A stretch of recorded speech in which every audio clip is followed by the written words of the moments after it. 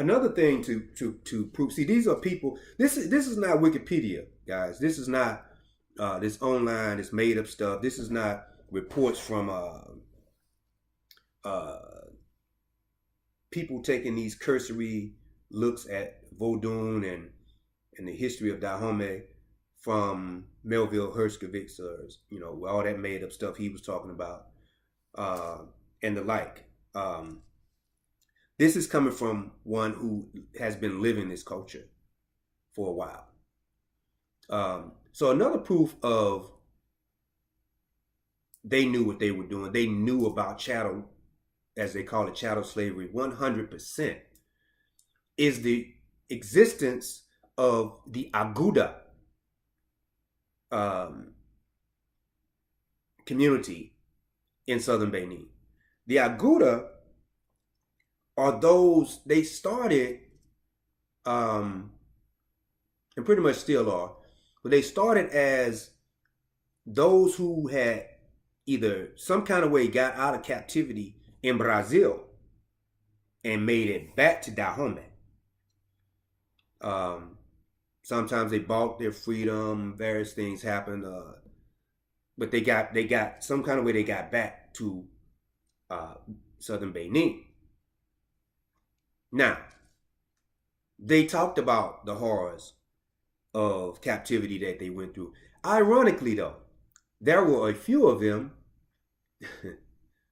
when they got back to Dahomey, they started selling other Africans into captivity. Now, they know the horror that they went through and others went through, but they were selling other Africans into captivity. These same people. This is fact. This is not no romanticized aspect of our history. Romanticizing is looking at the Mino. You look at Black Panther like, yeah, the warrior women of Dahomey, I'm proud of them. Well, you're talking about being proud of some people that may have been part of systematically capturing your ancestors and responsible for them being on that pirogue or that canoe, shipped 2 miles out, don't know what's happening, bound and gagged, and taken on a 3-month ride of no return. So if you're going to praise anyone from that time, it would have to be Behanzin, who was not down with reinstituting the so-called slave trade, and he fought the French, because he had the power to do that. He didn't. Watch who you're praising. Do the real research. Don't automatically go with what the Yovo has. See, the Yovo started this craze about the Dahomean Amazons, and our people just took it from there, calling them Amazons for one thing. Now we found out the true name, which we've been knowing for years, and more than likely, the people that's using the term Mino, some kind of way got it from New African Vodun when we had the New African Vodun website. And that's okay too, we guess. But we would, like for you to quote your sources a little bit more. But these people knew what they were doing, without a doubt. So we've made this video for those that, there's a younger generation out there who have been inspired by the depiction of the women warriors in Black Panther. That right there is something to really admire, what they were doing. So we know that the concept was copied from the Mino. The writers and whatnot of Black Panther, they were telling a different story. So, it wasn't about, Africans, it's modern day, technology and all that type of stuff. But you need to know that to praise captive capturers, so-called slave capturers, is not a good thing. And so when you know the facts, you move accordingly. You'll find as you, especially if you turn towards a nationalistic view of the world or a maroon view, you'll find your hero list getting, your admiration list or whatever you want to call it, getting smaller and smaller. For instance, let's take Akhenaten. Akhenaten, he was king of Tamaray, or so-called ancient Egypt, in the 13th century. Europeans said he was the first monotheist because Africans have been so biblical sized. They took that and ran with it, even when they say that they're not Christians. Africans have never been monotheists. We are not monotheists, and you don't have to make no excuse for it. We have many deities, many gods and goddesses. Period. There's one supreme creator. We call him Mawu Lisa, or sometimes just Mawu. The combination of the feminine and the masculine. Mawu is the feminine. Then we have many deities. Hevioso from Hevie, Shango, Gun, Awansi, Vejida, Ablekete, many of them. Most of those were goddesses we mentioned. So we don't have to apologize for it. We don't have to make up saying, well, we're monotheistic too. So the European did that, and of course we jumped on that. And many people, even to this day, try to prove that our traditions are monotheistic. But the reason we brought up Akhenaten, because we were made to believe he was some kind of hero because he was monotheistic. Akhenaten, first of all, his reign was that of anti-culture.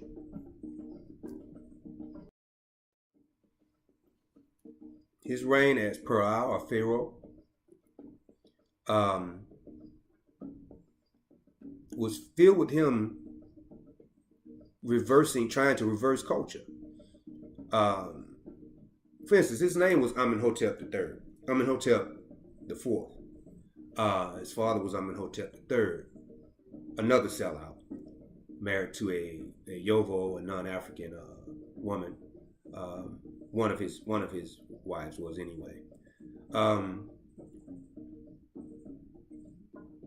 They were worshippers of Amen, right? And so in African culture, oftentimes when you descend from a family that worships a particular deity, you have that name. So that's why their name was Amenhotep. The piece of Amen. Amen was the primary deity of their family that they worship. And Akhenaten changed his name. Not from no oracle told him to do that. No deity, no nothing.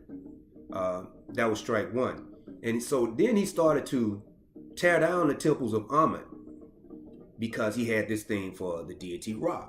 Ra was not his deity. Ra was no deity that he had a proclivity with.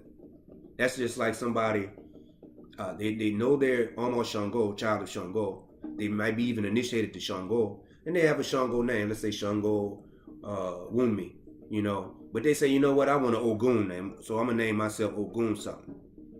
That is anti-cultural. That is Ewo in Yoruba, which means taboo. Su in the phone language, Aje language. So he was a sellout, and he was anti-cultural, and he's tore up the temples, tore up statues of Amen. So somebody that worshiped Amen made him mad, but it cost Tamaray.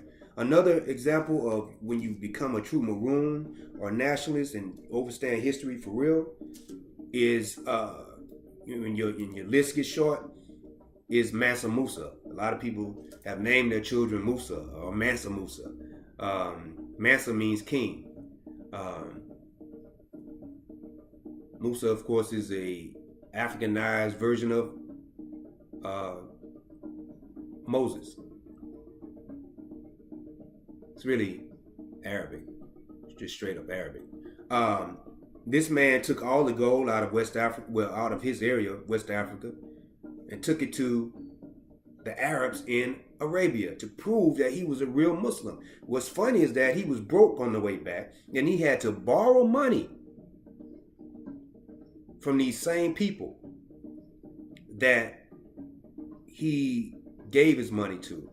But it was only a loan. He had a certain time to pay it back, and he did. So we've been taught that Mansa Musa was this great king, blah blah blah. But A, he was a Muslim. B, he sold out to the Muslims directly, sold his people out. Took their money. He went to houses and trying to find. He had people go to houses to try to find who had any type of gold or gold dust. And he had his people, his henchmen, to take it from him so he could take it to the Arabs over there in Arabia to prove that he was a true Muslim. So your list gets short. Toussaint Louverture is another one. He was anti-Vodun. He sold out Vodun. He wanted to show the French he was just as French as them. And for that, he died in a little small cell over there in France. They tricked him over there talking about they want to have a meeting and that they accept him as a Frenchman. And he got over there. Napoleon locked him up in this little small 6x5 cell, something like that. They say it was very small. And that's why he died.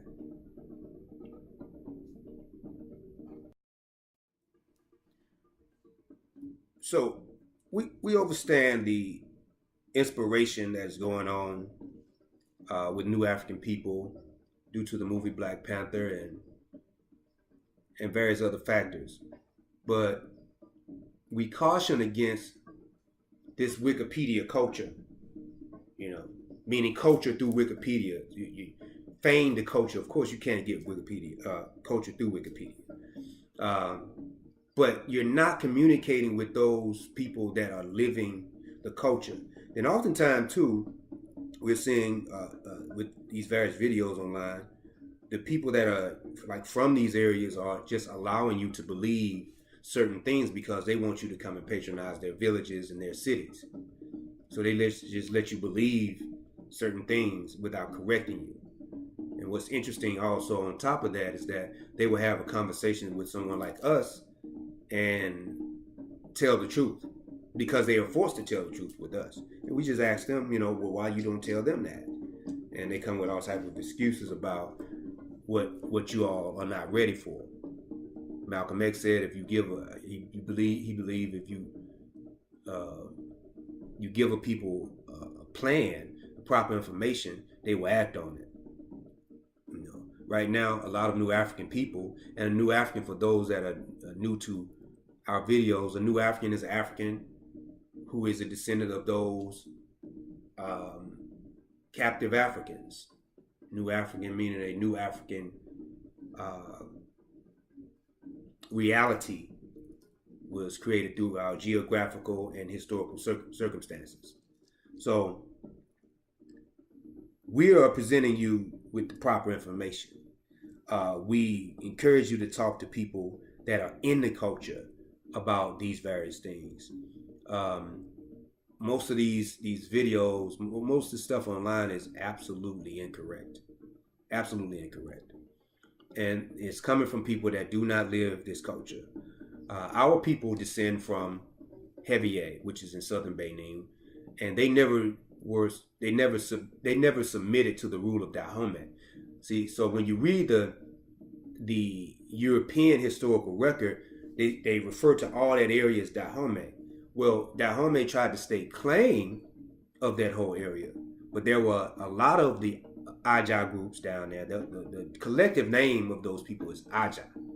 Fon are just they're a branch. They're one of the largest branches. Ewe people, EWE, they're another branch. Seto people, which our people, the people that we descend from, that's a branch. The Seto people never accepted Dahomean rule, and they actually fought them a few times, but you don't see them in the books, and they defeated them, and they left them alone. Matter of fact, they tried to negotiate with our people because of the spiritual prowess of the Seto people. You know what Seto means, then it says it all in the name.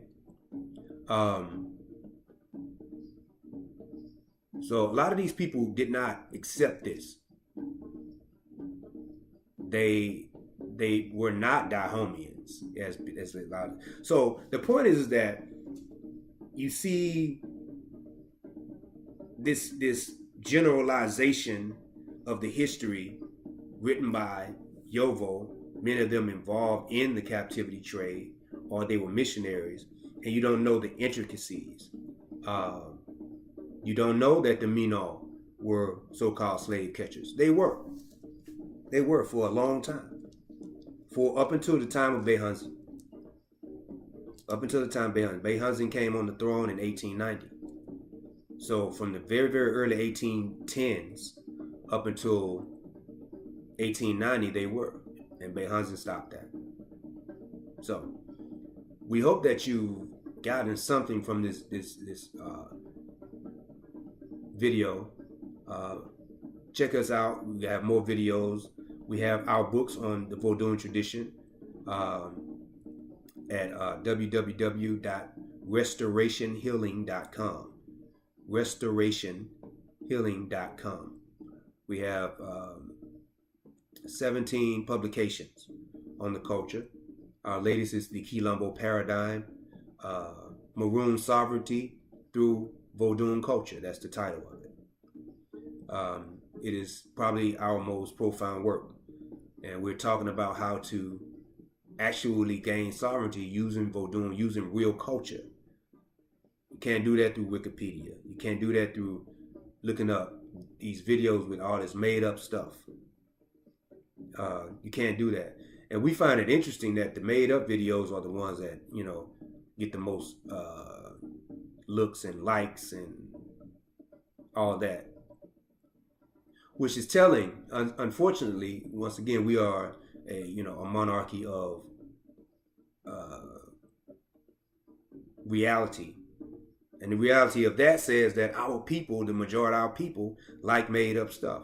And the reason they like made up stuff is because they've been trained from that biblical perspective, because most of that biblical stuff is made up. Actually, probably 98% of it is made up. So, but at some point you have to break free of that veil and say, no, not anymore. And even when you come to African tradition, you have to say, I'm not going to come to African tradition with a Christian mindset or a Muslim mindset. I have to be an African. That means I may have to work on myself to be an African. I might not really be an African. That's okay if you're trying to elevate. But you have to admit, a lot of people that say they're African are not African. They don't think African, they still thinking biblical. Or Buddhist, Hinduish. You bring that stuff and they come over here to African tradition because they're not studying African traditions in depth enough. Then they started putting in fillers from these other Eastern traditions, in particular Eastern traditions, and say, hey, that's Vodun. No, it's not. That's that tradition. And if you're gonna do that, that's you. But say what it is. Don't try to mix that in and talk about this is Vodun. This is Isheshe. And for those that don't know Isheshe, that's the tradition, the true name of the tradition that is associated with the Yoruba people. The tradition is not called Yoruba. That's a group of people. The tradition is not called Orisha tradition. Orisha are emanations or manifestations of the Creator. They do work on behalf of the Creator. And it's not called Ifa, because Ifa is one of the oracles of the tradition used by those that are initiated to Ifa. The tradition is called Isheshe. Isheshe. Vodun is not voodoo, it's Vodun, Vodun, Vodun. It's not voodoo, it's not voodoo. And if you hear a phone person that sounds like he or she is saying it like that, that's because of the French influence. That's incorrect. So, we pray that you've gotten enough jewels from this video to go and do further proper research. Kilombo Restoration and Healing, Restoration, and the website address is restorationhealing.com. And we have many articles and videos, and we have our publications on there. We pray that you are well, your family, your community, those that want to join us for proper nation building and sovereignty, heading towards sovereignty, contact us through the website. Odiba.